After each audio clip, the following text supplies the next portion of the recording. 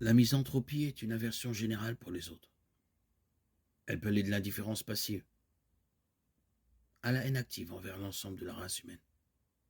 Bien que rare dans sa forme la plus extrême, la plupart d'entre nous chérissions une forme plus modérée de misanthropie avant de connaître Jésus. La haine des autres fait partie de notre nature pécheresse, égoïste et déchue.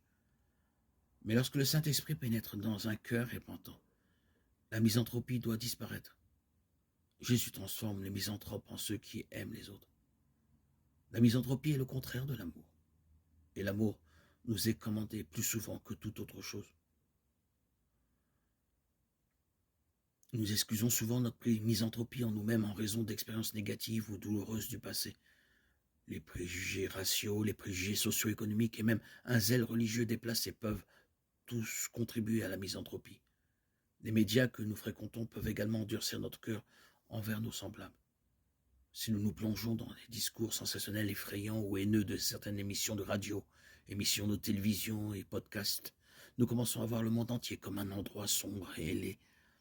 La haine des musulmans, des juifs, des hindous ou d'autres groupes religieux peut se faire passer pour de la ferveur pieuse, alors qu'en vérité nous faisons le jeu de notre ennemi Satan, qui inspire la haine.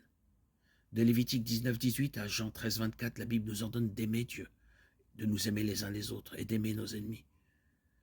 Jean 13-24, Deutéronome 6-5, Galates 5-14, Luc 6-27. Il est impossible d'obéir à ces commandements et de rester misanthrope, puisque Dieu ne nous ordonne pas de faire ce que nous n'avons pas le pouvoir de faire. Alors l'amour et la misanthropie sont des choses que nous faisons